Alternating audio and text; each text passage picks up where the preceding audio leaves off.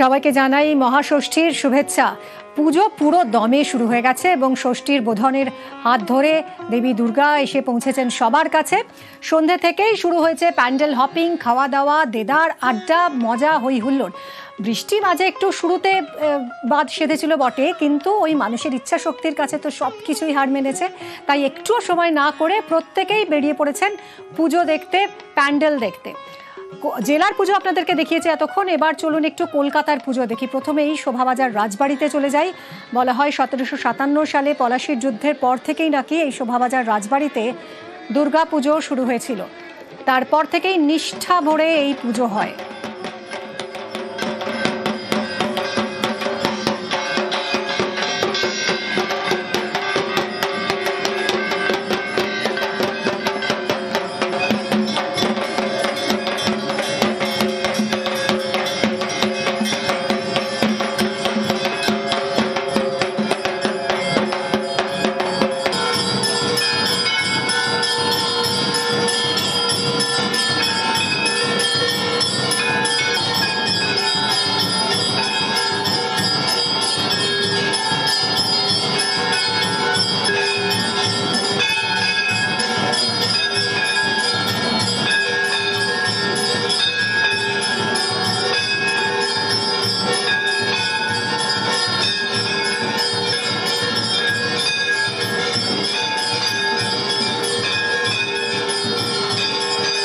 সরাসরি চলে যাব শোভাবাজার রাজবাড়িতে। আমার সঙ্গে রয়েছে প্রীতি।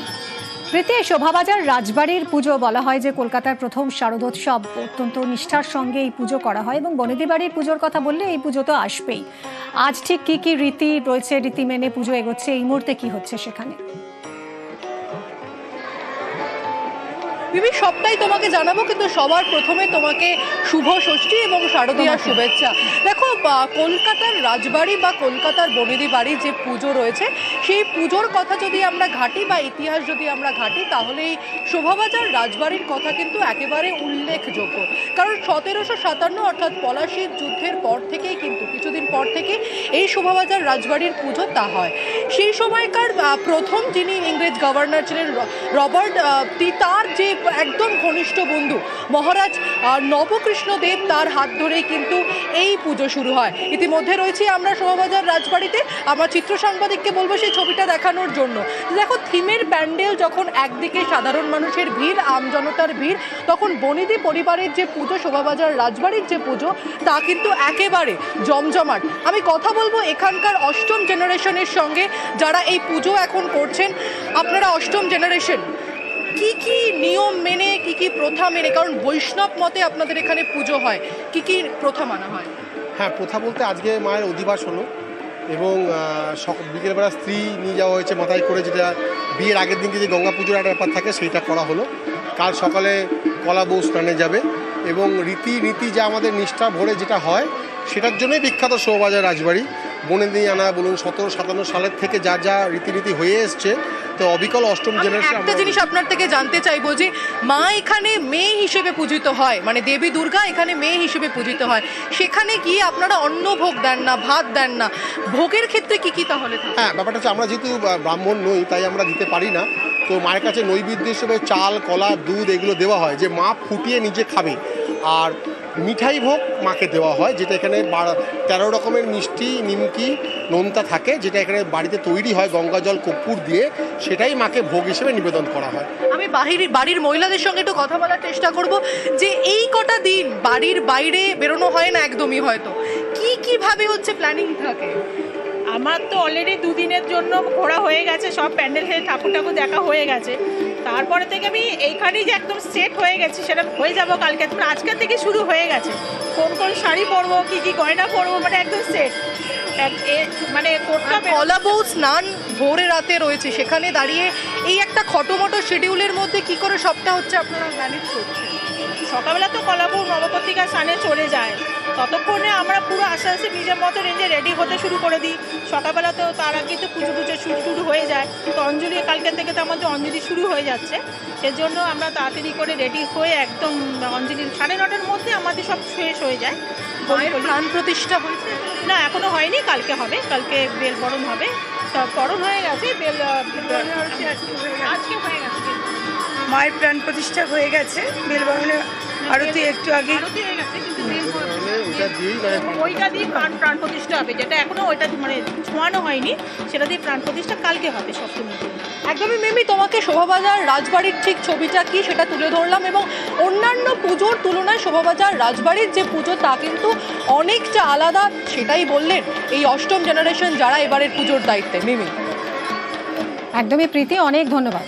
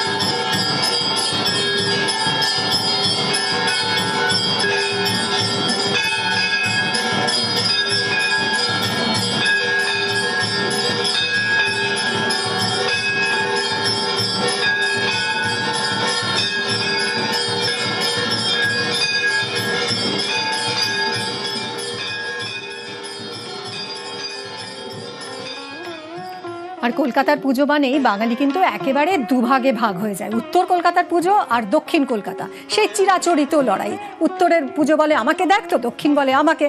একটা সময় দক্ষিণ কলকাতার পুজো তাদের থিমের রমরমা ছিল, নানা রকমের থিম দিয়ে তারা বাজিমাত করতো। অন্যদিকে উত্তর কলকাতার পুজোও এখন থিমে রীতিমতো পাল্লা দিচ্ছে, আর উত্তরের পুজোর সঙ্গে তো অবশ্যই জড়িয়ে আছে সাবেকিয়ানা। সুতরাং এই চিরাচরিত লড়াই এখনো চলছে।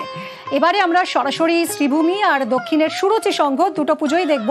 শ্রীভূমি থেকে অপেক্ষায় রয়েছে অর্ণব।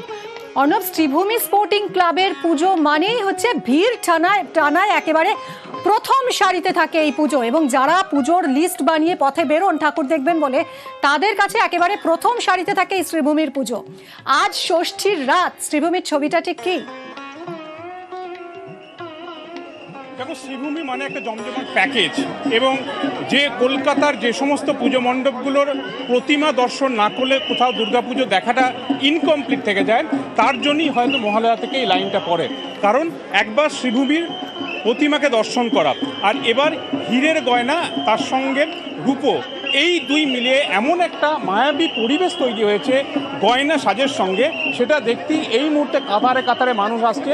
যে মানুষের সংখ্যা কার্যত আমি দুপুর থেকে এই রাত হয়ে গেল এখনো পর্যন্ত এতটুকু কমার লক্ষণ দেখিনি। শুরুতেই বললাম তোমায় জমজমাট প্যাকেজ, একদিকে প্রতিমা, দুই হচ্ছে আলোকসজ্জা। একেবারে যে ভিআইপি রোড, সেই ভিআইপি রোড থেকে তার দুদিকের যে বাউন্ড রয়েছে, একদিকে উল্টোডাঙ্গা, একদিকে লেক টাউন, দুই দিক থেকে মানুষ আসে চন্দননগরের আলোকসজ্জা দেখতে, এবং তার সর্বশেষ বা আপডেটেড যে ভার্সন সেটাকে দেখতে, এবং সেগুলো দেখার জন্য, এবং প্রত্যেকের অ্যান্ড্রয়েড স্মার্টফোন সেগুলিকে বন্দি করে নিয়ে যাওয়া, এবং অবশ্যই এখানে থাকে তার সঙ্গে একটা মণ্ডপ, যে মণ্ডপটা কোনো না কোনো একটা মন্দির বা কোনো একটা স্ট্রাকচারের আদলে তৈরি করা। তাই এবার শ্রীভূমি কিন্তু আর দেশে নয়, একেবারে উত্তর আমেরিকার এখন নামকরা জায়গা, অর্থাৎ নিউ জার্সি, একটা অঙ্গরাজ্য আমরা জানি মার্কিন যুক্তরাষ্ট্রের, তার অক্ষরধাম বলা হয়। এটা হিন্দুদের দ্বিতীয় বৃহত্তম একটা মন্দির, সেই মন্দিরের আদলে, অর্থাৎ উত্তর আমেরিকার নিউ জার্সির এই অক্ষরধাম মন্দিরের আদলে এবার শ্রীভূমিতে, অর্থাৎ এখানে এলে নিউ জার্সির সেই অক্ষরধামের কোথাও একটা অনুভূতি পাওয়া যাবে। একই সঙ্গে যেটা বললাম, এবার এখানকার মাকে দেখা, এবং মায়ের সঙ্গে এবার প্রতিবারে যেটা থাকে সেটা হচ্ছে গয়নার বিশেষত্ব।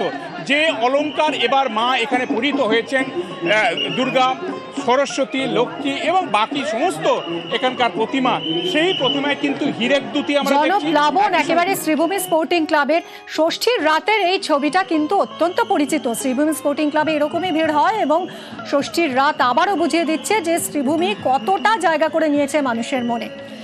উত্তর কলকাতার তো ছবি দেখলাম, শ্রীভূমি স্পোর্টিং ক্লাবে ভিড় ক্রমেই বাড়ছে, কিন্তু দক্ষিণ কতটা পাল্লা দিচ্ছে।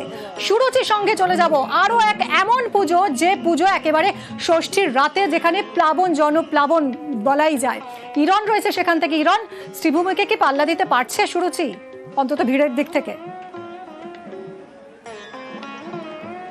প্রথমেই তোমাকে এবং নিউজ 18 বাংলার সকল দর্শককে শুভ ষষ্ঠীর অসংখ্য শুভেচ্ছা এবং ভালোবাসা। অবশ্যই উত্তরের উত্তর খুঁজতে হলে আসতে হবে দক্ষিণে, তার কারণ আমি গতকাল শ্রীভূমিতে ছিলাম, তবে সেখানে যা ভিড় দেখেছি তার ইনটু 2 বা 3 করলে সুরুচির ভিড় হবে।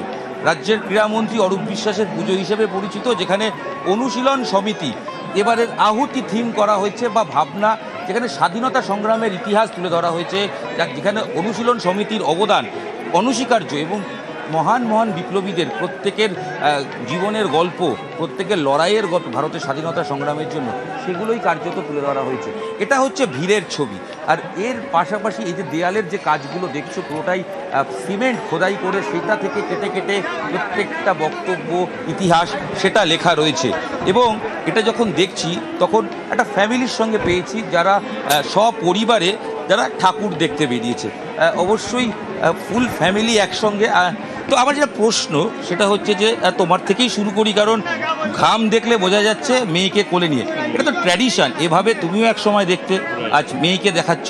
একদম, হ্যাঁ, মানে এটা দেখার মতোই, এতটা ভিড়, এতটা কিছু কাটিয়ে এই 8 থেকে 80 পুরোটা সবাইকেই দেখতে পাচ্ছি। অপূর্ব, এত সুন্দর কাজ, মানে শুরু থেকে শেষ অবধি, মানে খুবই সুন্দর, খুবই সুন্দর, মানে ভাষা নেই, এতটাই সঙ্গে দুজন লেডি রয়েছেন এবং দুই সুন্দরী মহিলা এবং আশা করি মা সঙ্গে রয়েছেন, তাই তো? তো কি বলবেন এই সুরুচি আশা ষষ্ঠী, যা ঘাম হচ্ছে বোঝা যাচ্ছে বেশ গলদঘর্ম অবস্থা হয়েছে। একদম সুরুচি আসতেই হবে, এই জন্যই আসা। আর এত সুন্দর দেখতে, মানে অপূর্ব, প্রতিবারের মতন একদম। শ্রীভূমি দেখা হয়েছে, আর শ্রীভূমি না সুরুচি? এটা তো কন্ট্রোভার্সিয়াল ব্যাপার হয়ে গেল।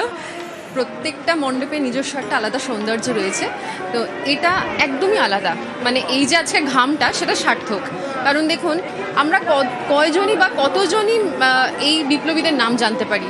অ্যাটলিস্ট এই যে বাচ্চাটা আসছে, তাতে করে জেনারেশন বাই জেনারেশন আমরা একটা পাস করছি যে আজকের দিনে যেখানে পুজোতে খুব ভিড়, ঘুরবো না বলে অন্য কোথাও গিয়ে একটা আড্ডা দেওয়া, মুভি দেখা, এটাতে আমরা যখন খুব অনুরক্ত হয়ে পড়েছি, এই কালচারটা, এই ট্র্যাডিশনটাও দরকার, যেটা আমরা জেনারেশন বাই জেনারেশন জানাবো যে এইভাবে ঠাকুর দেখতে হয়, দেশ বিদেশ থেকে এসে ঠাকুর দেখতে হয়, এটা তো আমাদের গর্ব। তাহলে অবশ্যই কিছু একটু ঘামতেও হয় এবং মেকআপের একটু সমস্যা হতে পারে, হ্যাঁ হবে না, ওটা চলে, এটা তো বারবার পাবো না, এটা বারবার আসবে না।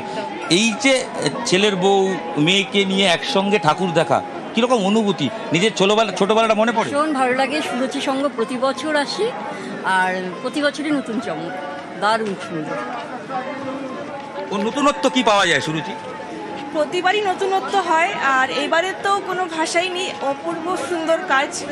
আর প্রতিবার আমাদের নতুন কিছু এক্সপেক্ট করতেই থাকি, আর সেই এক্সপেকটেশন একদম সাকসেসফুলি পূর্ণ হয়। এক্সপেকটেশন একেবারে সাকসেসফুলি পূর্ণ হয় সুরুচির সঙ্গে এসে, এরকমই বলছেন দর্শনার্থীরা। শ্রীভূমিতে যাব, শ্রীভূমিতে যারা এসেছেন সেই দর্শনার্থীরা কি বলছেন? অর্ণব রয়েছে সঙ্গে। অর্ণব, একটু কি কথা বলা যাবে? একেবারে তাই, আমি কথা বলবো। তোমরা কোথা থেকে এসছো? পুরো ফ্যামিলি একসাথে?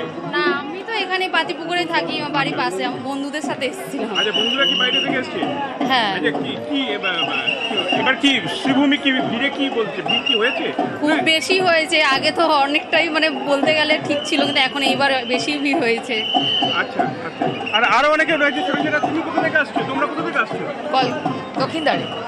একেবারে তাই, জায়গা নাই, পেছন থেকে আরো দ্রুত আসছে। কেমন লাগছে? একদম ভালো আছে। প্রতিবার কি শ্রীভূমি আসছে? হ্যাঁ, প্রতিবার যে আসে।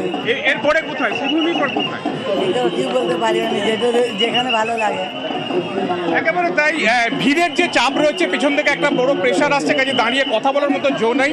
কাজেই গলদঘর্ম অবস্থা সুরুচি বুঝতে পারছি। ছোট জায়গার মধ্যে যখন বেশি মানুষ, অল্প মানুষ চলে আসেন, তখন একটু ঘাম হয়। কিন্তু শ্রীভূমিতে দুদিক থেকে যে পরিমাণ, এত চওড়া রাস্তা, এবং এখানে কোথাও দড়ি ধরে ভিড় নিয়ন্ত্রণ করতে হয় না। মানুষের পরপর আমি আরো দেখবো। কোথা থেকে আসছেন আপনারা? ঘরটা থেকে, ঘরটা। শ্রীভূমি কেমন? খুবই ভালো, প্রতি বছরই আছি, খুবই ভালো লাগে। সুরুচি ভালো না শ্রীভূমি ভালো? এক একটা জায়গায় প্যান্ডেল এক এক রকম ভালো, সবাই সবার মতো করে ভালো। অর্থাৎ প্রত্যেক জায়গায় নিজস্ব বিশেষত্ব রয়েছে, সেটাই বলছেন সমস্ত দর্শনার্থীরা। এবং আমি এখানে যেটা বারবার বলছি, যে ভিড় দেখছি আমি যত রাত বাড়ছে, সেই ভিড়ের চাপে কার্যত কোনো যারা দর্শনার্থী আসছেন তাদের কিন্তু দাঁড়িয়ে কথা বলার মতো পরিস্থিতি অসুবিধা হচ্ছে। আর অনেকেই বলছেন শ্রীভূমি তার নিজস্ব যে ইমেজ রয়েছে সেটাকে প্রতিবার ছাপিয়ে যাওয়ার চেষ্টা করে, এবং সেই জায়গা থেকেই যে জমজমাট প্যাকেজ তারা এনেছে বা নিউ জার্সির অক্ষরধাম মন্দির সেটাকে সামনে রেখে কিন্তু এবার অন্তত আরও একটা বিশেষত্ব যেটা মন্ত্রী সুজিত বসুর পুজো এবার ছাপিয়ে গেছে তা হচ্ছে মায়ের হীরের গয়না, হীরে এবং রূপো এবং আরও কিছু অর্নামেন্ট দিয়ে যে গয়নার সাজ করা হয়েছে তাতে একেবারে একটা অন্য লুকে দেখা দিচ্ছে এখানকার প্রতিমাকে।